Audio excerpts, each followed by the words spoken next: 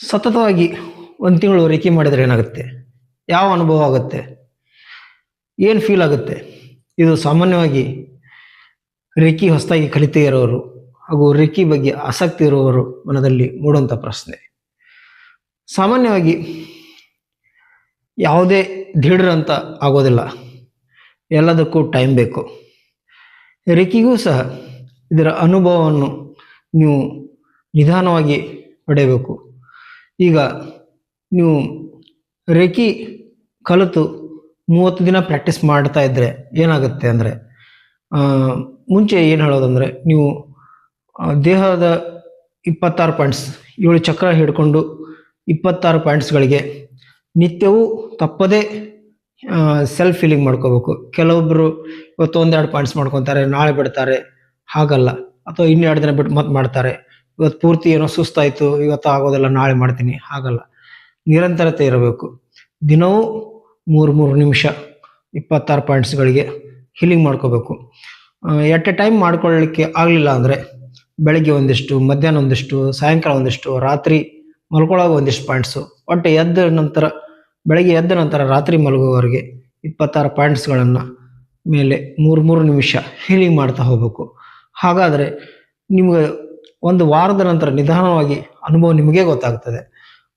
ಮೊದಲ ವಾರ ಬಹುತೇಕರಿಗೆ, ನನ್ನ ಹಿಡ್ಕೊಂಡು ಬಹುತೇಕ ರೇಖೆ ಮಾಡ್ತಾ ಇರುವವರಿಗೆ ಆಗುವ ಅನುಭವ ಏನೆಂದರೆ, ಮನಸ್ಸು ನಿಧಾನವಾಗಿ ಶಾಂತ ಆಗುತ್ತಾ ಹೋಗ್ತದೆ. ನಿಮಗೇ ಗೊತ್ತಾಗ್ತದೆ, ನನ್ನ ಮನಸ್ಸು ಶಾಂತ ಇದೆ, ಮೊದಲಿನಷ್ಟು ಸಿಟ್ಟಿಲ್ಲ, ಕೋಪ ಇಲ್ಲ, ಚಂಚಲ ಇಲ್ಲ, ಮನಸ್ಸು ಶಾಂತ ಇದೆ ಅಂತ. ಒಂದೇ ವಾರ ಮನಸ್ಸು ಸ್ವಲ್ಪ ಶಾಂತ ಆಗುತ್ತೆ. ಆಮೇಲೆ ದೇಹಕ್ಕೆ ಏನೋ ವಿಶ್ರಾಂತಿ ಸಿಕ್ಕಂಗಾಗ್ತದೆ. ಮುಂಚೆ ತಲೆ ಮೇಲೆ ಭಾರ, ಭುಜದ ಮೇಲೆ ಭಾರ ಅಂತ ಇರ್ತದೆ. ದೇಹ ವಿಶ್ರಾಂತಿ ಸಿಕ್ಕ ಅನುಭವ ಆಗ್ತದೆ. ಆಮೇಲೆ ಚಿಂತೆ ಕಡಿಮೆ ಇರ್ತೈತಿ. ಮೊದಲು 108 ಚಿಂತೆ ಮಾಡ್ತಿರ್ತೀರಿ, ನಿಧಾನವಾಗಿ ಚಿಂತೆಗಳು ಕಡಿಮೆ ಆಗ್ತಾ ಬರ್ತವೆ.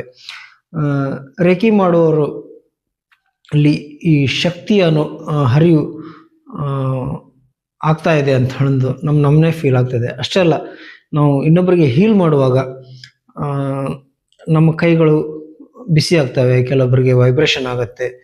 ನಮ್ಮ ಕೈಯಿಂದ ಇನ್ನೊಬ್ಬರ ಕೈಗೆ ನಮ್ಮಲ್ಲಿರೋ ಶಕ್ತಿ ಹರಿತಾ ಇದೆ ಅನ್ನುವಂಥ ಫೀಲ್ ನಮಗೆ ನಿಧಾನವಾಗಿ ಬರಲಿಕ್ಕೆ ಪ್ರಾರಂಭ ಆಗ್ತದೆ. ಇನ್ನು 2ನೇ ವಾರ ಮನಸ್ಸಿನ ಮೇಲೆ ಪರಿಣಾಮ ಇನ್ನೂ ಜಾಸ್ತಿ ಆಗುತ್ತೆ. ಮೊದಲೇ ವಾರ ಏನು ನಮಗೆ ಮನಸ್ಸು ಶಾಂತ ಆಗಿತ್ತು, ಆ ಶಾಂತಿ ಇನ್ನೂ ಜಾಸ್ತಿ ಸಿಗ್ತದೆ.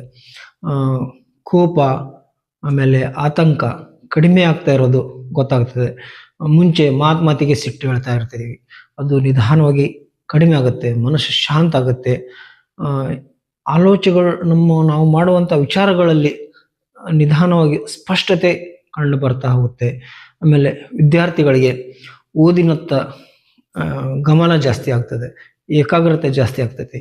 ವಿದ್ಯಾರ್ಥಿಗಳ ಮನಸ್ಸು ಮುಂಚೆ ಚಂಚಲ, ಆ ಕಡೆ ಈ ಕಡೆ ಓಡಾಡೋದು, ಅದು ನಿಧಾನವಾಗಿ ಕಡಿಮೆ ಆಗ್ತಾ ಹೋಗುತ್ತೆ. ಆಮೇಲೆ ಓದಿದ್ದು ನೆನಪುಳಿಯುವಂಥ ಶಕ್ತಿ ಜಾಸ್ತಿ ಆಗ್ತಾ ಹೋಗ್ತದೆ. ಇನ್ನು 3ನೇ ವಾರ ಅನುಭವ ಹೇಳಬೇಕಂತ ಹೇಳಿದ್ರೆ, ಅನಗತ್ಯ ಚಿಂತೆ ಕಡಿಮೆ. ಅಲ್ಲಿ 2ನೇ ವಾರದಲ್ಲಿ ಚಿಂತೆ ಕಡಿಮೆ ಆಗಿರುತ್ತೆ. 3ನೇ ವಾರದಲ್ಲಿನೂ ಅದು ಇನ್ನಷ್ಟು ಪರಿಣಾಮಕಾರಿಯಾಗಿ ಕೆಲಸ ಮಾಡಲಿಕ್ಕೆ ಹೋಗ್ತದೆ. ಅನಗತ್ಯ ಚಿಂತೆಗಳು ಕಡಿಮೆ ಆಗ್ತಾ ಹೋಗ್ತವೆ. ಆಮೇಲೆ ಆತ್ಮವಿಶ್ವಾಸ ಜಾಸ್ತಿ ಆಗ್ತದೆ. ನಾವೇನೋ ಕೆಲಸ ಮಾಡ್ಬೇಕಂದ್ರೂ ಇದನ್ನು ಮಾಡಬಲ್ಲೆ ಅನ್ನೋವಂಥ ಸೆಲ್ಫ್ ಕಾನ್ಫಿಡೆನ್ಸ್ ಜಾಸ್ತಿ ಆಗ್ತದೆ. ಆಮೇಲೆ ಮುಖ್ಯವಾಗಿ ನಮ್ಮಲ್ಲಿ ವಿಚಾರಗಳು ನೆಗೆಟಿವ್ ಕಡಿಮೆ ಆಗ್ತಾ ಹೋಗುತ್ತೆ, ವಿಚಾರಗಳು ಪಾಸಿಟಿವ್ ಆಗ್ತಾ ಹೋಗ್ತದೆ. ನಮ್ಮ ಮನೋಭಾವ ಪಾಸಿಟಿವ್ ಮೈಂಡ್ ಆಗ್ತಾ ಹೋಗ್ತೈತಿ. ಇನ್ನು 4ನೇ ವಾರ ಮನಸ್ಸಿನ ಶಾಂತಿ ಮುಂಚೆಕ್ಕಿಂತ ಉತ್ತಮ ಆಗಿರ್ತೈತಿ. ಒತ್ತಡವನ್ನು ನಿರ್ವಹಿಸುವಂಥ ಸಾಮರ್ಥ್ಯ, ಪ್ರೆಷರ್ ಮೇಂಟೈನ್ ಮಾಡುವಂಥ ಕೆಪಾಸಿಟಿ ನಮ್ಮಲ್ಲಿ ಬೆಳೀತಾ ಹೋಗುತ್ತೆ. ನಿದ್ರೆ ಮುಂಚೆಗಿಂತ ಚಲೋ ಆಗಿರ್ತೈತಿ, ಚೆನ್ನಾಗಿರುತ್ತೆ. ಮುಂಚೆ ಮಿಡ್ಲ್ ಎಚ್ಚರ ಆಗ್ತಾ ಇರ್ತೈತಿ, ಅದೆಲ್ಲ ಕಡಿಮೆ ಆಗ್ತಾ ಹೋಗ್ತೈತಿ. ಆಮೇಲೆ ಏಕಾಗ್ರತೆ ಇನ್ನೂ ಜಾಸ್ತಿ ಆಗುತ್ತೆ. ನಾವು ಉದ್ಯೋಗ ಅಥವಾ ಬಿಸ್ನೆಸ್ ಮಾಡ್ತಾ ಇದ್ದರೆ ಅದರತ್ತ ಗಮನ ಜಾಸ್ತಿ ಆಗ್ತೈತಿ. ಇವೆಲ್ಲ ಒಂದೇ ದಿನಕ್ಕೆ 2 ದಿವಸಕ್ಕೆ ಆಗಲಿಕ್ಕೆ ಆಗೋದಿಲ್ಲ. ನೀವು ಅಭ್ಯಾಸ ನಿರಂತರವಾಗಿರಬೇಕು.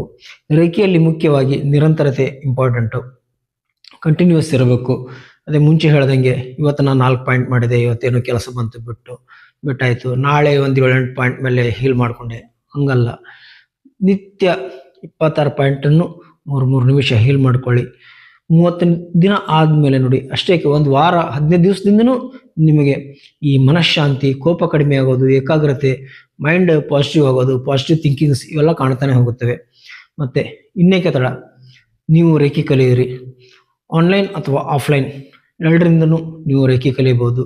ಜೊತೆಗೆ ಏನಾದರೂ ದೈಹಿಕ ಸಮಸ್ಯೆ, ಮಾನಸಿಕ ಸಮಸ್ಯೆ ಇದ್ದರೆ ನೀವು ಡಿಸ್ಟೆನ್ಸ್ ಹೀಲಿಂಗ್ ಸಹ ಪಡೆದುಕೊಂಡು ನಿಮ್ಮ ಸಮಸ್ಯೆಗಳನ್ನು ದೂರ ಮಾಡಿಕೊಳ್ಳಬಹುದು. ನೀವು ರೇಖಿ ಕಲೀಲಿಕ್ಕೆ ಅಥವಾ ಹೀಲಿಂಗಿಗೆ ಸಂಪರ್ಕಿಸಬೇಕಂದ್ರೆ ನಮ್ಮ mobile number 8904131324. YouTube channel reiki master Anand ಅಂಗಡಿ. ಯೂಟ್ಯೂಬ್ ಚಾನಲಲ್ಲಿ ಹಲವಾರು ವಿಷಯಗಳು ಇವೆ. ನೀವು ನಮ್ಮ ವಿಡಿಯೋವನ್ನು ಸಬ್ಸ್ಕ್ರೈಬ್ ಮಾಡಿ, ಲೈಕ್ ಮಾಡಿ, ಶೇರ್ ಮಾಡಿ. ಇದರಿಂದ ಇನ್ನಷ್ಟು ವಿಡಿಯೋಗಳನ್ನು ನಿಮ್ಮ ಮುಂದೆ ಇಡಲಿಕ್ಕೆ ಪ್ರೋತ್ಸಾಹ ಸಿಗ್ತೈತಿ. ಮುಂದಿನ ವಿಡಿಯೋದೊಂದಿಗೆ ಮತ್ತೆ ನಿಮ್ಮ ಮುಂದೆ ಬರ್ತೀನಿ. ನಮಸ್ಕಾರ.